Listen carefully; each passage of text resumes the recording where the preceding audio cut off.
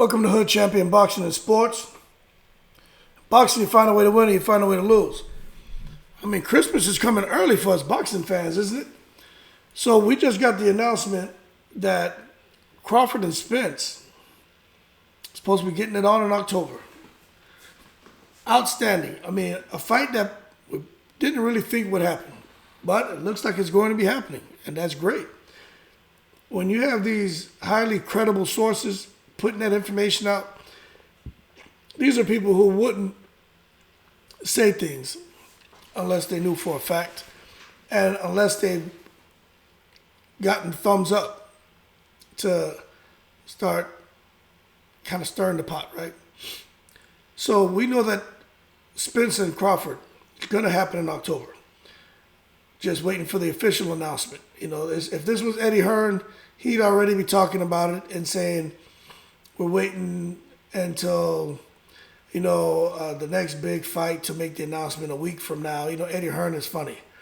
So an announcement like on the Devin Haney Kambosos fight will be a good time, but that's not a PBC fight. So probably the Jamal Charlo Selecki fight is when they'll make that announcement about Terrence Crawford and Earl Spence. But the other announcement that's going to come as the co-main, my understanding, strong rumors, people, and it's rumors, but when you have these credible sources putting it out there, gotta tend to believe that there's something going on. Keith Thurman and Jeron Boots Ennis supposed to get it on as the co-main. My understanding is this may not even be the tip of the iceberg as far as fights that boxing fans are going to be blown away by. My understanding is they have two other fights on the undercard that are opponents that we would not believe they were getting into the ring to face each other. So my thing is, just the fact that we're getting Spence and Crawford is mind-blowing, but we're glad it's happening. But Keith Thurman versus Boots Ennis, I'm at a loss for words. So when you look at this, right, we know Jeron Ennis wanted Keith Thurman. We know that. He's been saying that. We know that Keith Thurman was in a great position. If Spence and Crawford didn't work it out, one time we'll be sliding in. But I've been telling you, Keith Thurman's going to slip in on somebody. He's going to get a fight somewhere. I just honestly didn't think it would be against Boots Ennis. I just felt that, Boots Ennis, Conor Ben, Mantis Stanionis, some of these 147-pounders who are active and who are, doing damage, making a name for themselves. I just couldn't see Keith Thurman wanting to get in the ring with them. He's not the same Keith Thurman who fought Garcia, who fought Porter. That guy's gone. So, and he hasn't been active enough. He got in there with Pacquiao. He got in there with, what's his name, the Riverside Rocky. And he got in there with Mario Barrios. And in those fights, Keith Thurman got hurt. Something we weren't used to seeing, except when the Puerto Rican cat out of New York, man, the tattoos. I always forget his damn name. He banged Keith Thurman up to the body. Something vicious, didn't he? He almost stopped him with that body shot. Lewis something, man. But he almost stopped him with that body shot. Man, I'm seeing the guy's face, man. I did this in another video. I just could not call his name. Collazo. Yeah, Collazo. So just knowing that Keith Thurman is susceptible to being hurt, and I just don't know why in the hell, he would get in there with a guy like Boots Ennis, because this could definitely be a passing of the torch, and this is the thing. This is why I felt it was important for Crawford especially, to fight Keith Thurman. Now I don't know what happened behind the scenes. Keith didn't take the fight. Crawford couldn't get it made because he was at Top Rank. But it would have been a great feather in the cap for Crawford to fight Keith Thurman. I don't think it would have been an easy fight, but to knock him out. And then he could have gone into this stuff with Earl Spence with a little bit more momentum, a little bit more credibility. But we know Crawford has done more than enough to be seen as a formidable opponent. I just think for his resume at 147, to clip Keith Thurman would have been outstanding. But now, Spence and Crawford don't get that feather in their cap because Boots Ennis, from my understanding, is going to be banging with Keith Thurman. And Boots Ennis, look, this would be his. He hasn't fought anybody like Keith Thurman. So I don't want to be totally disrespectful to Keith Thurman because Keith Thurman was my favorite fighter. He was.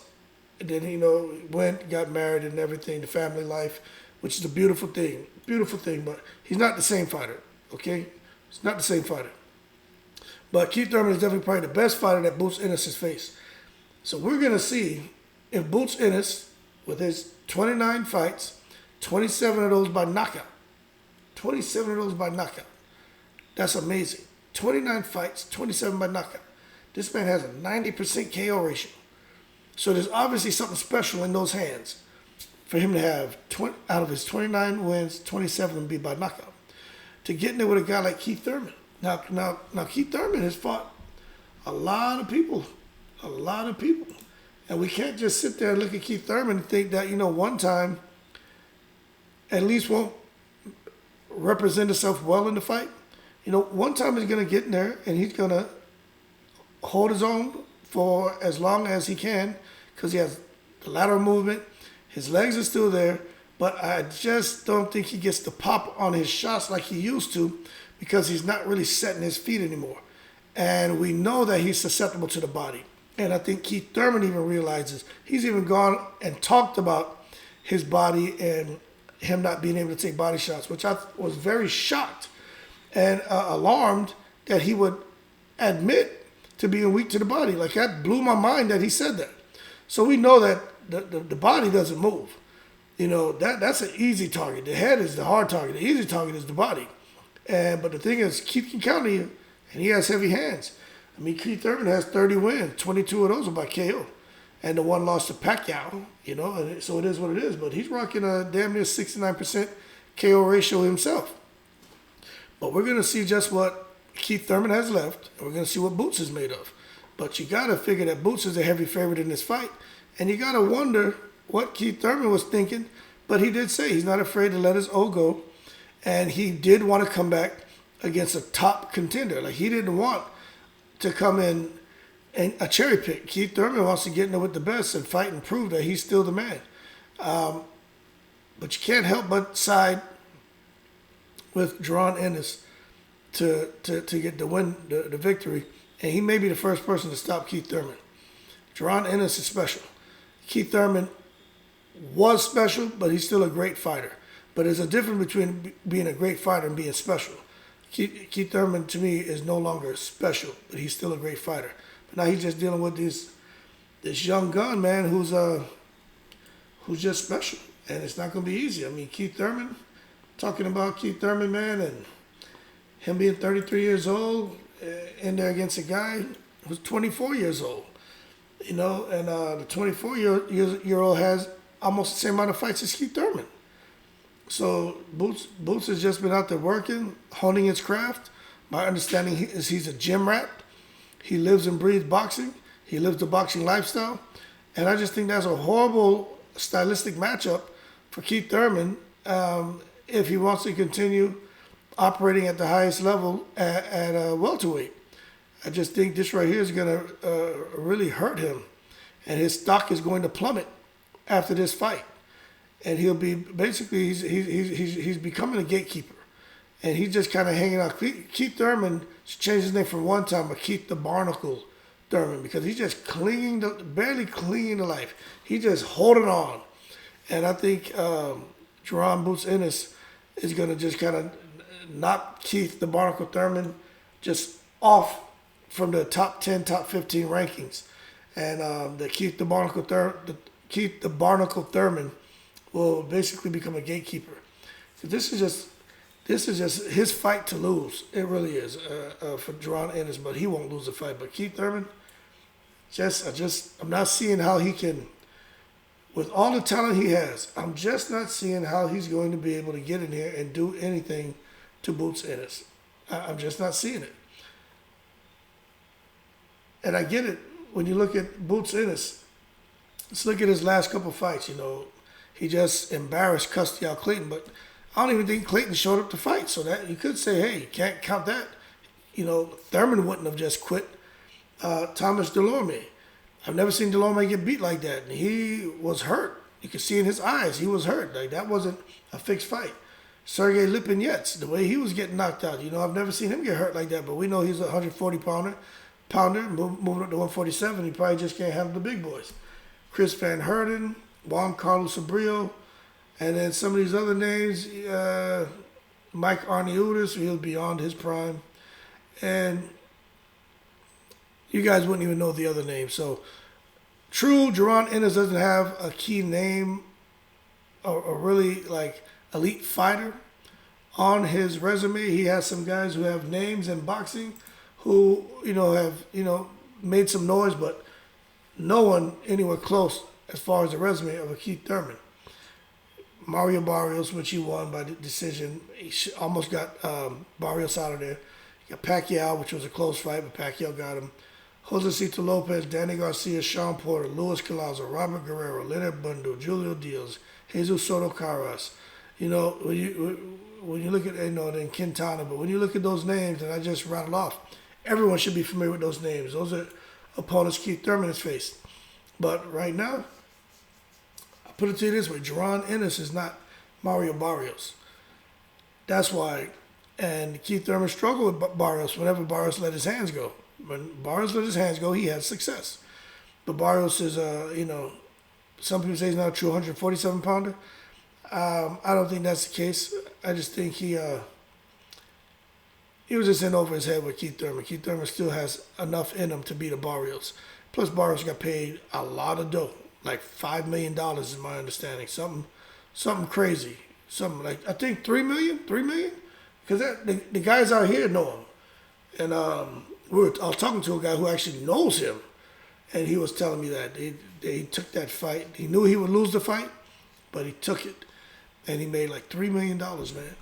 So Barrios got hooked up to take that fight because he knew he'd be taking a loss, and he knew going into other fights, opponents other than Keith Thurman, he wouldn't make nothing. It would take 3 or 4 fights for him to come close to even making half of that. So he went after a big money fight, even though he knew he would get another loss. And then he'd have to come back and rebuild his career. But the money, it was just too good to pass up. And I respect Barrios for doing that. And that's something a lot of people don't know. I know that. I have firsthand knowledge of that. So that's a fact. I know the people who grew up with this guy, and we were all talking. And, they know him. And that's what they told me because I was talking about it, and that's how the conversation came up. So that's not a rumor. Barrios got paid. He got paid to fight Keith Thurman. But anyway, long story short, man, Keith Thurman is about to become a permanent gatekeeper, in my opinion. And I still like him. I do, man. Love the fact that he's a family man and everything, but just wish he would have, gotten there. I'd rather he fight Conor Benn. Just not Boots Ennis, but, PBC, nobody likes Eddie Hearn, and, it is what it is. But that's what's going on, man. That's the strong rumor right now that Keith Thurman and Boots Ennis are supposed to be getting on as a co-main. In addition to that, to those guys, there's supposed to be 2 other fights taking place with 2 big names that people's minds are going to be blown when they find out those matches were made. So I just think they're looking to put together an amazing undercard for the Spence versus Crawford fight. I think it's going to be an amazing night, and I am looking forward to it. Just the damn Spence, Crawford, Boots, and Thurman. They don't need to put nobody else on the damn undercard. Just leave it as that, and let's just roll and make that pay-per-view. People will buy that, especially a lot of the boxing fans who know, everyone knows who the hell Thurman is, and you should know who Boots is, and then, of course, Crawford and Spence. But I'm going to leave you with that, man. Looking forward to it. great news today. Looking to a great day tomorrow boxing, and then chilling out Sunday going fishing, man. But that being said, y'all keep cool. Like and subscribe if you enjoyed the video. From a reputable source, highly credible, and I am very confident that these two are going to be on that undercard. If not, then it is what it is. But I'm like 99% sure, because this person's not going to come out and throw that out there into the world if he doesn't know what the hell he's talking about. He's the same one who threw the stuff out there about Crawford and Spence, and we know that has some teeth to it. So I tend to believe that this rumor about Spence and Boots from the same individual has some teeth to it too. I'm just hoping he stops slow leaking the information on the undercard and just give it to us all. But I think they're going to wait to make the announcement on the Jamal Charlo Selecki fight, and then I think we're going to get the announcement and talks about who's going to be on the undercard, and that's going to send the damn media world into a frenzy. But anyway, y'all keep cool. Appreciate the support, and as always, I'm in the breeze.